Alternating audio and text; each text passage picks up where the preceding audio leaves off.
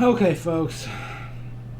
So this isn't going to be like a normal blind guy tries. I'm not going to be reviewing something necessarily. I'm not going to be, you know, this is not a happy video.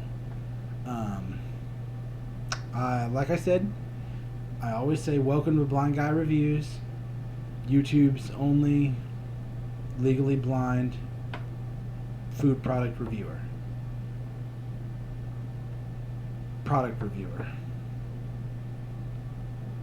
Today, I updated.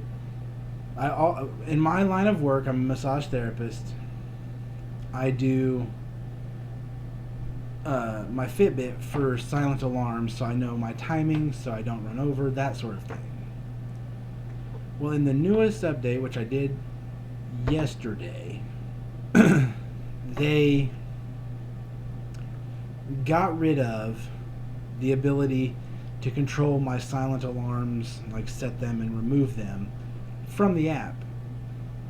If you're a blind person and you use Fitbit, then you know that the app is the only saving grace for Fitbit to blind people.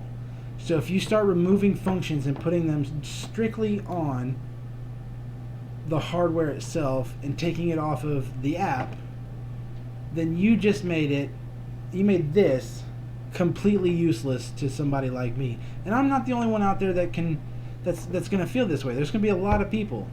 Like, if I'm being honest, I got this option because it was cheaper than an Apple Watch and it did what I wanted it to. But the problem is, now that I can't see to do the one thing on it that I want to do, Fitbit just made this piece of hardware utterly useless to me. So I just bought a new one because my old one that I'd had for a year crapped out, broke.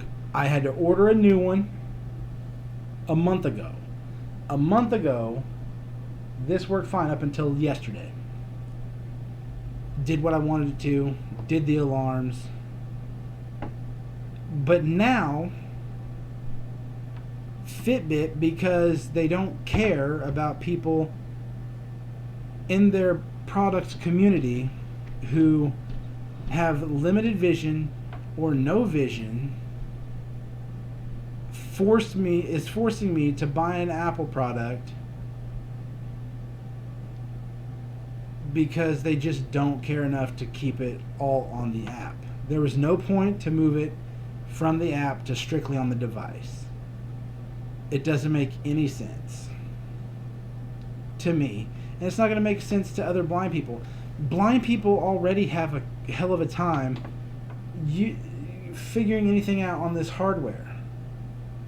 Everything that blind people in the Fitbit community use is on the app. That was the one thing that Fitbit was doing to save itself.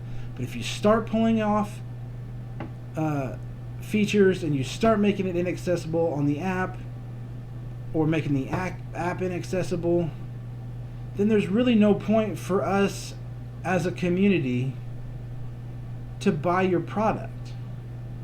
And there's a lot of blind folks out there. So we're not just like, this silent minority. We're a big group of people. We buy a lot of stuff. We buy Apple products because Apple is consistently, unequivocally, their hardware is better.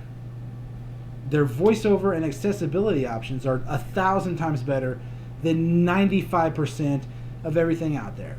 I've heard that maybe Microsoft or Amazon is starting to get better, but even those don't come anywhere near Apple's accessibility. So as a community, we're forced, if we want quality, we want reliability, and we want to know that our features and the stuff that we need to do isn't going to be taken away from us in 6 months, a year, 5 years, then we have to buy Apple, and we're forced to pay for Apple prices. And that's not right. Even though I love Apple products. I can't say a bad word about them. But people with disabilities should have other options that aren't Apple. And we don't.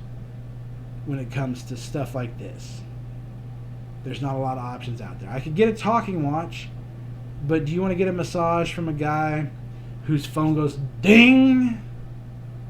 It's 1:53 p.m. No, you don't. And that's why I like this, because it would just give me like, hey, a little vibration 10 minutes before my massage was done, and then another one 1 minute before my massage was done. And it made my productivity and my just synchronization with my time so much better. And now it's frustrating because it's exhausting. I messaged FitBit on Twitter today, and they were just like, yeah, it's all on the device now. And so I messaged them back, and I was like, well, great, people. Like, you just boned me, so thanks for that. I kind of want to ask for a refund, but how do you ask for a refund for that? Like, their product was already barely accessible. Like, I should have just, because I bought 2 of them within a year. For the same price I've spent on 2 of these, I could have bought a nice Apple Watch and been completely happy. Had it work, had it not break, it just... As a community, blind people want more options, we need more options, and we deserve more options. It drives me bananas when stuff like this happens. Because our opinions matter too. That's all I'm saying. And if companies want more business from the blind community, then you have to make stuff more accessible. Right? Like, right now, Apple is set. Like, they do good voiceover commands, they do voiceover controls that are good. Apps are accessible with voiceover. They read far and away better than any other device as far as accessibility goes. And there's no need for it. FitBit needs to get better. Amazon needs to get better. Trying to think. Garmin needs to get better. There's no reason that anybody should be putting out products where they can't do a simple thing that allows more people to use it. Does it suck to do? Yes. Is it going to take more time to figure out how to do it correctly? 100%. Apple's done it. Why can't anybody else figure it out? It doesn't make any sense to me. And it drives me bananas.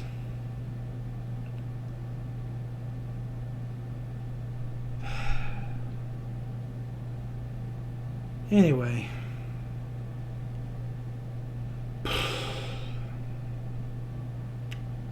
Guess I'm going to have to buy an Apple Watch. That sucks because Fitbit was doing what I needed it to do.